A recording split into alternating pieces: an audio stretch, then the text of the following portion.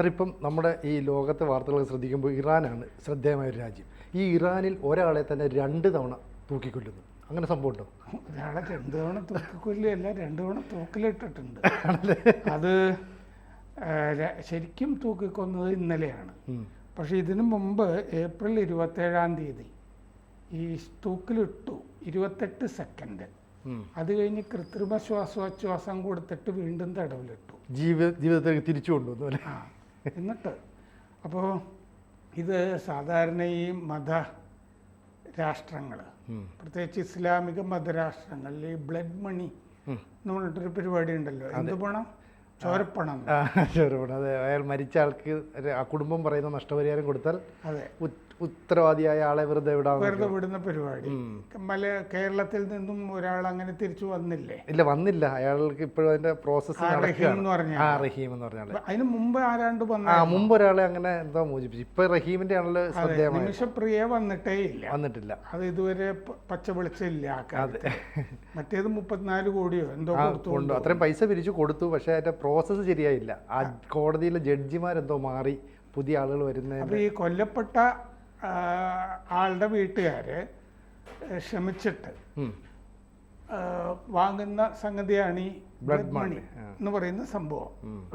അത് ഭാഗം എന്തോ അങ്ങനെ ആദ്യം എന്തോ തയ്യാറായ പോലെ തോന്നിയിട്ട് തൂക്കുമരത്തിൽ നിന്ന് ഇറക്കിയതാണെന്നാണ് പറയുന്നത്. ആദ്യം അവർ സമ്മതിച്ചു എന്നുള്ള രീതിയിലല്ലേ? അത് മുഴുവൻ കഥ പറയാം. അപ്പം ഇന്നലെയാണ് ശരിക്കും തൂക്കിലിട്ടിരിക്കുന്നത്. ഈ ഇറാനിൽ അതിഭീകരമാണ് ഈ വധശിക്ഷ.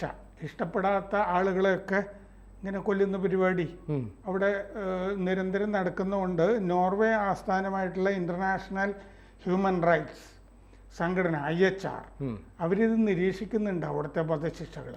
അപ്പം അവരാണ് ഇന്നലെ ഈ അഹമ്മദ് അലി സാധെ എന്ന് പറഞ്ഞ ആളെ ഇന്നലെ തൂക്കിലിട്ട കാര്യവും അതിന് മുമ്പ് തൂക്കിലിട്ട് 28 സെക്കൻഡ് കഴിഞ്ഞ് ഇറക്കി കൃത്രിമ ശ്വാസം കൊടുത്ത് തടവിലിട്ട കാര്യമൊക്കെ ലോകത്തെ അറിയിച്ചിരിക്കുന്നത്. ഒരു കൊലക്കേസിലാണ് പ്രതിയായിരുന്നത്. 26 വയസ്സാണ്. പഠിച്ചുകൊണ്ടിരിക്കുകയൊക്കെ ആയിരുന്നു അഹമ്മദ് അലി സാദെ.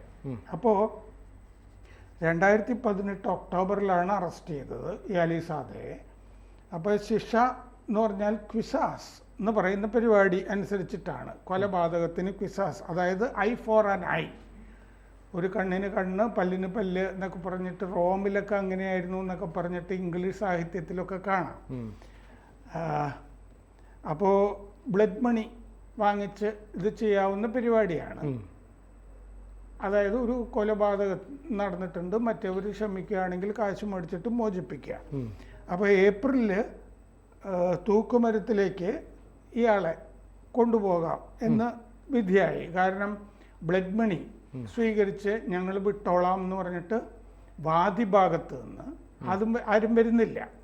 ഈ കൊല്ലപ്പെട്ട ആളുടെ വീട്ടിൽ നിന്ന് ആരും വരുന്നില്ല. ഇന്ന് കൊണ്ടുപോകാം എന്ന് വിചാരിച്ചിട്ട് തൂക്കിലിടാൻ പോയിട്ട് 28 സെക്കൻഡ് ആയപ്പോൾ ഈ കൊല്ലപ്പെട്ട ആളുടെ കുടുംബം വാദികൾ അവര് മാപ്പ് എന്ന് നിലവിളിച്ച് ജയിലിലേക്ക് വന്നു എന്നാണ് പറയുന്നത്. അപ്പോൾ ഇവര് പിന്നെ ബ്ലഡ് മണി സ്വീകരിച്ചോളും എന്ന് വിചാരിച്ചിട്ട് മറ്റേ കൊലമരത്തിൽ നിന്ന് ഇറക്കി. പക്ഷെ തുടർന്നുള്ള മറ്റേ ദിവസങ്ങളിൽ അങ്ങനെ അവർക്ക് പൈസ ചിലപ്പോൾ ഇവർ ചോദിച്ച പൈസ കൂടുതലാവുകയും അവർക്കത് റേസ് ചെയ്യാതെ വരികയും ആ ഡീറ്റെയിൽസ് നമുക്കറിയില്ല. അത് ഇറാൻ വെളിപ്പെടുത്തിയാലല്ലേ അറിയുള്ളൂ. അങ്ങനെ എന്തോ അതിൻ്റെ അകത്ത് സംഭവിച്ചത് കൊണ്ടാണ് വീണ്ടും തൂക്കിലിട്ടതെന്നാണ് കരുതുന്നത്. അപ്പോൾ ഇറാനിലെ വധങ്ങൾ നിരീക്ഷിക്കുന്ന ഈ സംഘടന പറയുന്നത് എന്താന്ന് വെച്ചാൽ അയാൾ തൂക്കുമരത്തിൽ ഏറുമ്പോഴാണ് ഇവർ മാപ്പ് എന്ന് പറഞ്ഞത്. അപ്പോൾ തൂക്കി തുടങ്ങുന്നേ ഉള്ളൂ, മുറുകിയില്ല അല്ലേ? മുറുകുന്നില്ല. 28 സെക്കൻഡ് തൂക്കുമരത്തിൽ നിന്നു. CPR കൃത്രിമ ശ്വാസോച്ഛ്വാസം കൊടുത്തു. അപ്പോൾ ശരീഅത്ത് നിയമം അനുസരിച്ചിട്ടാണ് ഇറാനിൽ ഇതൊക്കെ നടപ്പാക്കുന്നത്. ജീവന് പകരം അങ്ങനെ ചോരപ്പണം ചോദിക്കാം, മാപ്പ് കൊടുക്കാം. പലപ്പോഴും ഇങ്ങനെ സംഭവിക്കുന്നുണ്ടെന്നാണ് പറയുന്നത്. പലപ്പോഴും പണം ഉണ്ടാവില്ല ആ കുടുംബത്തിന്, വലിയ തുകയായിരിക്കും ചോദിക്കുന്നത്. അങ്ങനെ വധശിക്ഷ മുമ്പോട്ട് പോവുകയാണ്. അപ്പോൾ ഈ അലി സാദെ എന്ന് പറഞ്ഞയാൾ ഇന്നലെ തൂക്കിലിട്ട ആള് വിദ്യാർത്ഥിയാണ്. അയാൾ ഒരിക്കലും കുറ്റം സമ്മതിച്ചിരുന്നില്ല. കേസ് വിചാരണ നടക്കുമ്പോൾ ഞാൻ ഇന്നയാളെ കൊന്നിട്ടുണ്ട് എന്നുള്ള കാര്യം അയാൾ സമ്മതിച്ചിരുന്നില്ല. പക്ഷേ ഈ സംഘടന പറയുന്ന അയാളെ പീഡിപ്പിച്ചിട്ട് സമ്മതിപ്പിക്കുകയായിരുന്നു എന്നാണ് അയാളുടെ കുടുംബവും കൂട്ടുകാരും ഒക്കെ പറയുന്നത്. അയാൾ യഥാർത്ഥത്തിൽ കൊലപ്പുള്ളി അല്ല, എന്നിട്ടും അയാളെ കൊല്ലുകയാണ്, കൊന്നതാണ് എന്നാണ് വീട്ടുകാരും ഒക്കെ പറയുന്നത്.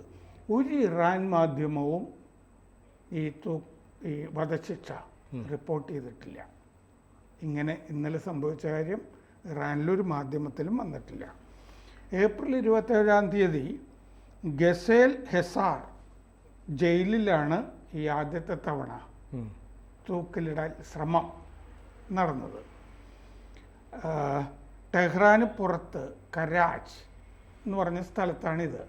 കരാജ് എന്നുള്ള പേര് നമ്മൾ നേരത്തെ കേട്ടതാണ്. കാരണം കരാജിലെ ആ മിസൈൽ കേന്ദ്രങ്ങൾ ഇസ്രയേൽ ആക്രമിച്ചത്, അവിടെ ഒരു ആണവ നിലയത്തിന്റെ സംഭവങ്ങളും ഉള്ള സ്ഥലമാണ് ഈ കരാജ്.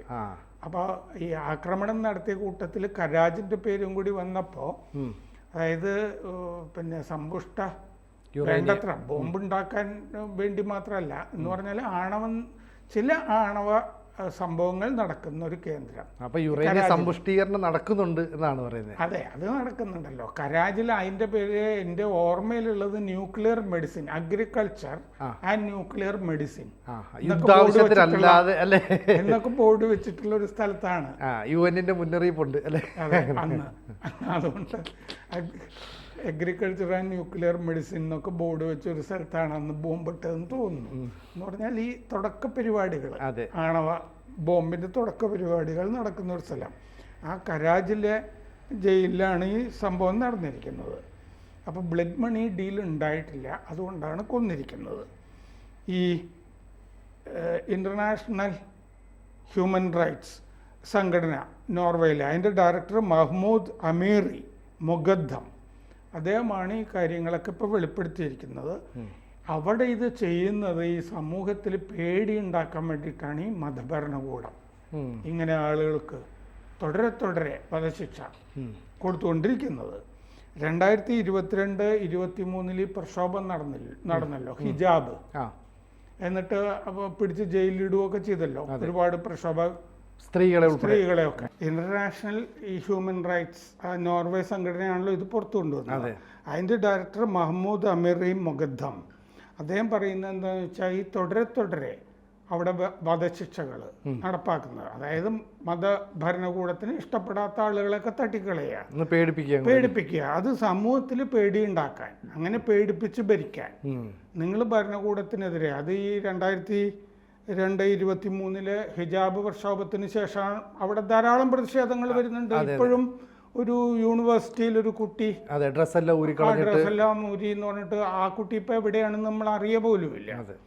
അപ്പോൾ അങ്ങനെ ഈ വർഷം വധശിക്ഷകളുടെ ഒരു പ്രവാഹമാണ് അവിടെ നടന്നിട്ടുള്ളതെന്ന് പറയുന്നുണ്ട്. അതായത് ഒക്ടോബറിൽ മാത്രം, കഴിഞ്ഞ മാസം മാത്രം 166 പേരെ കൊന്നിട്ടുണ്ട് ഇറാനിൽ. 2007 മുതൽ ഈ സംഘടന ഈ ഇറാനിലെ കാര്യങ്ങൾ ഈ നിരീക്ഷിക്കുന്നുണ്ട്. എന്നിട്ടാണ് ഇപ്പോൾ ഇത് പറയുന്നത്. അപ്പോൾ ഈ പ്രതിയോഗികൾക്ക് വധശിക്ഷ കൊടുക്കുന്ന പരിപാടിയിൽ ചൈന കഴിഞ്ഞാൽ മാത്രമാണ് ഇറാൻ വരിക എന്നും പറയുന്നുണ്ട്. കാരണം എന്താണെന്ന് വെച്ചാൽ വിഭാഗീയത കമ്മ്യൂണിസ്റ്റ് എവിടെ ഉണ്ടെങ്കിലും അവിടെ കാണുമല്ലോ. അപ്പം ഒരാള് മറ്റേ ഇപ്പൊ ജിൻപിങ്ങിനെ എതിർത്ത് കഴിഞ്ഞാൽ അയാൾ കുലംകുത്തിയാണെന്ന് പറയുമല്ലോ.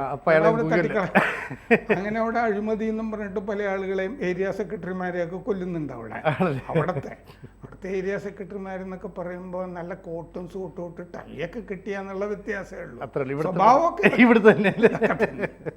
അപ്പോൾ അങ്ങനെ പക്ഷെ ചൈനയിൽ ഇത് ഓരോ മാസം എത്രയാണ് നടക്കുന്നത് എന്നുള്ളതിനെ പറ്റിയിട്ട് നമുക്ക് വിവരമില്ല. അവർ തന്നെ വലിയ അഴിമതി നടത്തി ഷീയുടെ വലിയ ശത്രുക്കളുണ്ടല്ലോ പാർട്ടിയിൽ, ഇനിയും തിരിച്ചു വരാനൊക്കെ ശ്രമിക്കുന്നവർ, അവരെയൊക്കെ തട്ടിക്കളയുമ്പോഴാണ് പുറത്തേക്ക് വാർത്ത പുറത്തേക്ക് വരുന്നത്. ഒരു ഇരുമ്പ് ചട്ടക്കൂടിനുള്ളിൽ വാർത്തകളൊക്കെ ഒതുക്കപ്പെടും അല്ലേ? അത് ഇറാന്റെ അത് മതഭരണകൂടവും കമ്മ്യൂണിസ്റ്റ് ഭരണകൂടവും ഒക്കെ ഇക്കാര്യത്തിൽ ഒരേപോലെയാണ്. വലിയ വ്യത്യാസമൊന്നുമില്ല. ഇത് ഈ മധ്യകാലത്തെ ക്രിസ്ത്യൻ സഭ, കമ്മ്യൂണിസ്റ്റ് പാർട്ടി, ഇതൊക്കെ ഏതാണ്ട് ഒരേ സെയിം ഹൈറാർക്കിയാണ്.